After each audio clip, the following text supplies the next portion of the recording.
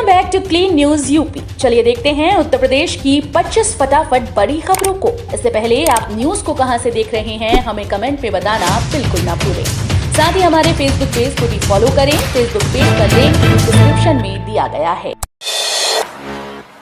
33 लाख ग्रामीण महिलाओं को लेकर योगी सरकार का बड़ा प्लान, खाते में 1500 करोड़ रुपए भेजने की तैयारी। यूपी सरकार इस वित्तीय वर्ष में ग्रामीण क्षेत्रों की 33 लाख से अधिक महिलाओं को स्वरोजगार से जोड़ेगी।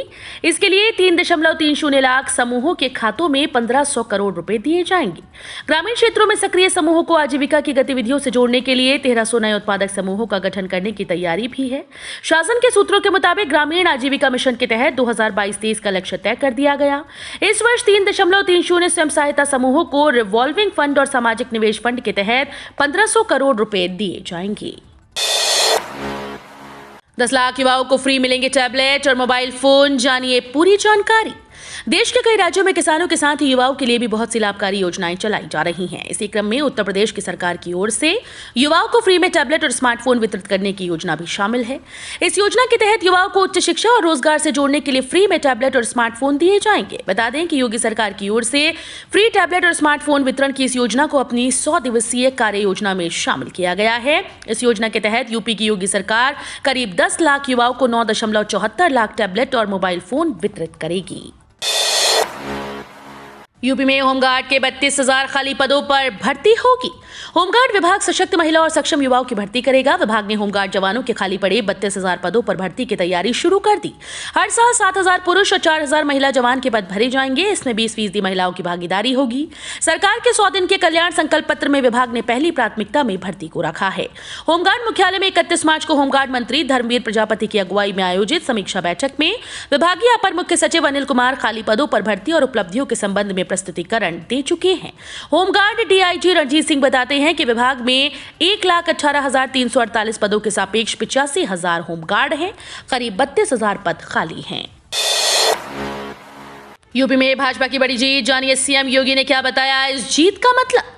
भारतीय जनता पार्टी ने उत्तर प्रदेश विधान परिषद चुनाव में प्रचंड जीत हासिल की। भाजपा ने 36 में से 33 सीट्स पर जीत हासिल की है। विधानसभा चुनाव के बाद विधान परिषद में प्रचंड जीत हासिल करने के बाद मुख्यमंत्री योगी आदित्यनाथ ने कहा कि जनता राष्ट्रवाद और सुशासन के साथ है। उन्होंने चुनाव में जीते सभी उम्मीदवारों को बधाई दी। इस जीत के बाद यूपी विधान परिषद में पहली बार भाजपा को बहुमत हासिल हो गया।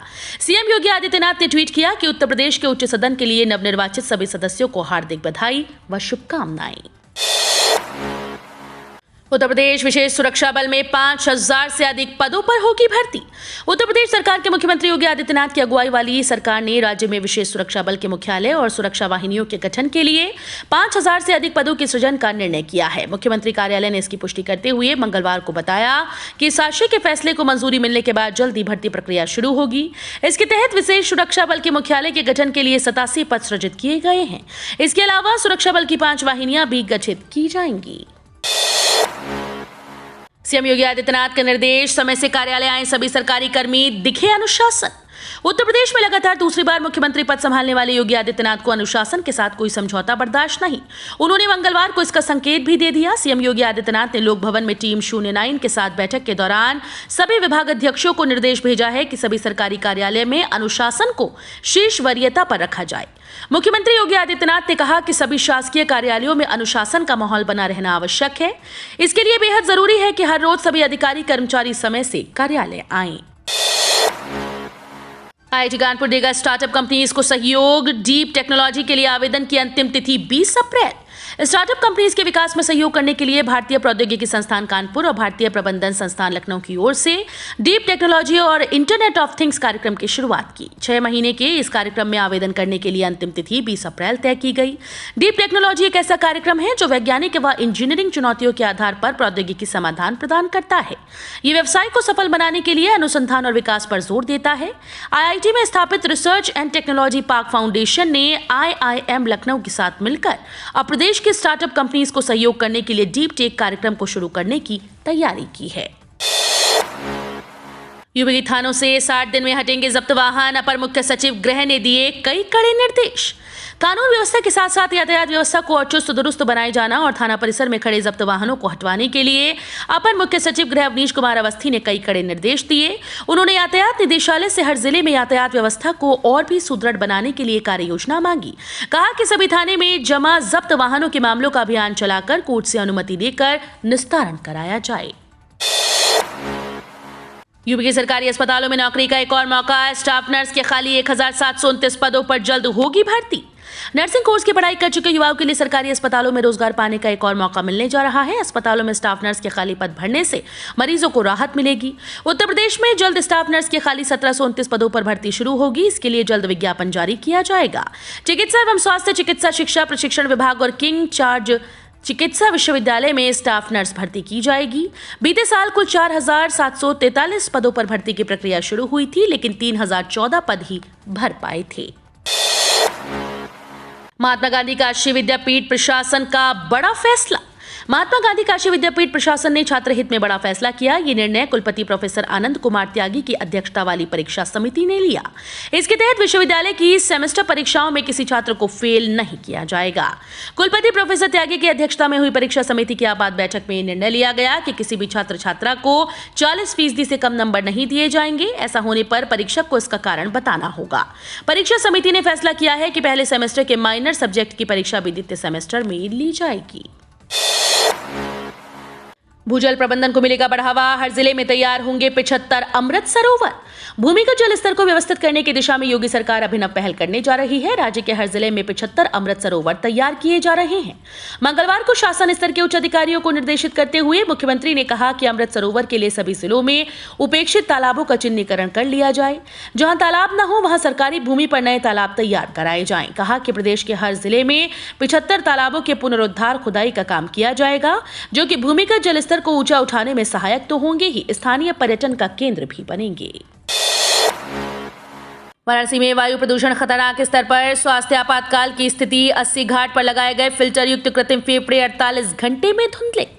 बनारस शहर जो प्रधानमंत्री नरेंद्र मोदी का संसदीय क्षेत्र है, पिछले 7 सालों में इस वाराणसी में विकास के काफी काम हुए और ये विकास कार्यों का सिलसिला अनवरत जारी है। लेकिन इस विकास की आंधी में शहर की आबोहवा पूरी तरह से बिगड़ चुकी है।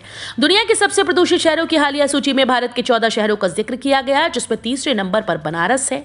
इस बनारस की आबोहवा की स्थिति का जायजा लेने के लिए 3 दिन पहले शहर के सबसे स्वच्छ माने जाने वाला 80 घाट पर क्लाइमेट एजेंडे ने उच्च क्षमता वाले फिल्टर युक्त कृत्रिम फेफड़े रखे। हाल ये कि इस 80 घाट पर भी ये फिल्टर युक्त कृत्रिम फेफड़े मटमैले हो गए। पुलिस की सुरक्षा में संकलन केंद्र को भेजी जाएंगी उत्तर पुस्तिकाएं। परीक्षा केंद्रों पर प्रश्न पत्रों की सुरक्षा के लिए 24 घंटे तैनात रहेगा बल। माध्यमिक शिक्षा परिषद की हाई स्कूल व इंटरमीडिएट परीक्षा में पेपर लीक से पुलिस प्रशासन चौकन्ना है। सभी परीक्षा केंद्रों पर प्रश्न पत्रों की 24 घंटे सुरक्षा करने के साथ ही अब उत्तर पुस्तिकाओं को पुलिस की सुरक्षा में संकलन केंद्र पर भेजा जाएगा। अपर मुख्य सचिव गृह अवनीश कुमार अवस्थी ने पुलिस आयुक्त, जिलाधिकारियों व पुलिस अधीक्षकों को भेजे पत्र में लिखा कि प्रदेश के कई जिलों में परीक्षा केंद्रों पर 24 घंटे पुलिस की सुरक्षा उपलब्ध नहीं है और परीक्षा के बाद उत्तर पुस्तिकाओं को भी पुलिस की निगरानी में संकलन केंद्रों तक नहीं भेजा जा रहा है। हर जिले में बनेंगे अमृत सरोवर। नौकायन का मिलेगा आनंद। पर्यटन का जरिया भी बनेंगे। सीएम योगी ने दिया निर्देश। भूमिगत जल स्तर को व्यवस्थित करने की दिशा में योगी सरकार एक तरह की पहल करने जा रही है। आजादी के अमृत काल में शुरू होने जा रहे इस विशेष अभियान के तहत 75 जिलों में कुल 5625 तालाब तैयार होंगे। इन्हें अमृत सरोवर का नाम दिया जाएगा। योगी आदित्यनाथ ने कहा कि प्रदेश के हर एक जिले में 75 तालाबों के पुनरुद्धार और खुदाई कराई जाएगी। ये स्थल स्थानीय पर्यटन का केंद्र भी बनेंगे। इनमें नौकायन की व्यवस्था रहेगी। जिस घर से पत्थर आए उस घर को पत्थरों का ढेर बनाएंगे। दंगे के बाद मध्य प्रदेश के गृह मंत्री की चेतावनी। रामनवमी के दिन मध्य प्रदेश के खरगोन में हुई हिंसा और इस हिंसा में कई घरों और दुकानों को आग लगा दी गई। मध्य प्रदेश सरकार हिंसा के आरोपियों पर कड़ी कार्रवाई कर रही है। हिंसा में 2 दर्जन से अधिक लोग घायल हुए थे, जिसमें एसपी भी शामिल थे। खरगोन की घटना को दुर्भाग्यपूर्ण बताते हुए मुख्यमंत्री शिवराज सिंह चौहान ने एक ट्वीट में कहा कि मध्य प्रदेश की धरती पर दंगाइयों के लिए कोई जगह नहीं है। इन दंगाइयों की पहचान कर ली गई है और इन्हें छोड़ा नहीं जाएगा। इनके खिलाफ सख्त कार्रवाई की जाएगी। भोपाल में पत्रकारों से बात करते हुए एमपी के गृह मंत्री नरोत्तम मिश्रा ने कहा कि फिलहाल खरगोन में शांति है, पर्याप्त पुलिस बल है, लेकिन कर्फ्यू अभी भी जारी है। सभी दंगाइयों की पहचान की जा रही है। एसपी के पैर में गोली लगी है। नए गन्ना सत्र के लिए सर्वेक्षण नीति जारी। गन्ना आयुक्त संजय आर भूसरेड्डी ने पेराई सत्र 2022-23 के लिए गन्ना सर्वेक्षण नीति जारी कर दी। उन्होंने कहा कि गन्ना सर्वे पूरी शुचिता और समयबद्ध तरीके से हो, इस पर फोकस किया जाएगा। सर्वे कार्य मीट्रिक प्रणाली पर आधारित होगा और 20 जून तक चलेगा। प्रत्येक पेराई सत्र में गन्ने के संभावित उत्पादन को ध्यान में रखकर चीनी मिलों के गन्ना श्रेय का निर्धारण और किसानों द्वारा चीनी मिलों को की जाने वाली गन्ने की आपूर्ति की योजना तैयार की जाती है। गन्ना आयुक्त ने बताया कि इस बार गन्ना सर्वेक्षण का कार्य 20 अप्रैल से शुरू होगा। इलाहाबाद हाईकोर्ट ने रेप को मूल अधिकारों का हनन बताया। कहा, एक्शन न लिया तो न्याय तंत्र से उठ जाएगा भरोसा। नाबालिग से रेप के एक मामले में सख्त रुख अख्तियार करते हुए इलाहाबाद हाईकोर्ट ने रेप को मूल अधिकारों का हनन बताया। हाईकोर्ट ने अपने आदेश में कहा कि रेप न सिर्फ पीड़िता के खिलाफ अपराध है, बल्कि ये पूरे समाज के खिलाफ भी अपराध है। इससे जीवन के मूल अधिकारों का हनन होता है। ऐसे मामले में यदि एक्शन नहीं लिया गया तो लोगों का न्याय तंत्र से भरोसा उठ जाएगा। इसके साथ ही हाईकोर्ट ने आरोपी की जमानत याचिका खारिज कर दी। हाईकोर्ट ने कहा कि 8 साल के नाबालिग बच्ची से रेप में 20 वर्ष कारावास बढ़ाकर उम्र कैद हो सकती है। साथ ही जुर्माना लगाया जा सकता है। ऐसे में आरोपी को ट्रायल से पहले निर्दोष नहीं माना जा सकता। मजबूत होगा योगी का बुलडोजर। अखिलेश यादव के खिलाफ बगावत को मिलेगी हवा। विधान परिषद चुनाव नतीजों के क्या है मायने। भारतीय जनता पार्टी ने 1 महीने के अंतराल पर एक बार फिर से उत्तर प्रदेश की राजनीति में इतिहास रच दिया। विधानसभा में लगातार दूसरी बार बहुमत हासिल करने के बाद भगवा दल ने पहली बार विधान परिषद में बहुमत हासिल किया। भाजपा ने इस चुनाव में कुल 36 में से 33 सीटों पर जीत हासिल की, तो समाजवादी पार्टी को एक बार फिर से निराशा हाथ लगी। सपा एक भी सीट पर जीत दर्ज नहीं कर पाई। विधान परिषद चुनाव के नतीजे कई मायनों में बेहद खास हैं और आने वाले समय में यूपी की राजनीति पर इसका असर दिखाई देगा। भाजपा को पहली बार विधान परिषद में बहुमत मिल जाने से योगी सरकार के लिए रास्ता आसान हो गया है। अब ज्यादा लंबे समय तक नहीं लटकेंगे हत्या और दुष्कर्म जैसे मुकदमे। यूपी में इन 6 जगहों पर खुलने जा रही फॉरेंसिक लैब। हत्या और दुष्कर्म जैसे संगीन मामलों में फॉरेंसिक रिपोर्ट आने के बाद अब ज्यादा लंबा इंतजार नहीं करना पड़ेगा। तुरंत रिपोर्ट आएगी और जल्द ही न्याय मिलेगा। अलीगढ़ को अप्रैल के आखिरी तक फॉरेंसिक लैब का तोहफा मिलना लगभग तय है। यहाँ पर अत्याधुनिक लैब खोली जा रही है, जिससे कि रेंज के मुकदमों से संबंधित होने वाले जांचों के निस्तारण में तेजी आएगी। इससे अपराधियों को सजा दिलाने का ग्राफ भी बढ़ेगा। मकान बनवाने वालों की मुसीबत में और इजाफा। अब सीमेंट के दाम में आया भारी उछाल।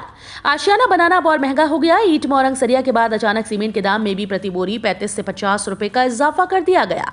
अचानक बढ़ाई गई कीमतों पर कंपनीज ने कोई स्पष्ट कारण नहीं बताया। इससे जहां एक तरफ घर बनवाने वालों को परेशानी का सामना करना पड़ रहा है, वहीं दूसरी तरफ सीमेंट कारोबारियों में भी नाराजगी है। उनका कहना है कि अचानक इतनी वृद्धि से चल रहे निर्माण कार्यों में ब्रेक लगेगा। अभी तक सीमेंट की बोरी पर 10 रुपए प्रति बोरी का इजाफा किया जाता था, लेकिन अब अचानक की गई बड़ी बढ़ोतरी से भवन निर्माण काम पर इसका सीधा असर पड़ेगा। तापमान बढ़ते ही फेल होने लगी लंबी दूरी की ट्रेन के एसी। यात्रियों की बढ़ी परेशानी। वीआईपी ट्रेन एसी एक्सप्रेस जब नई दिल्ली से लखनऊ के लिए रवाना हुई तो इसकी एसी 3rd बोगी B4 में गगन मल्होत्रा भी सवार हुए। गाजियाबाद से सफर शुरू करने के कुछ देर बाद ही उनको उमस महसूस होने लगी। बोगी के अन्य यात्रियों ने भी एसी न चलने की शिकायत की।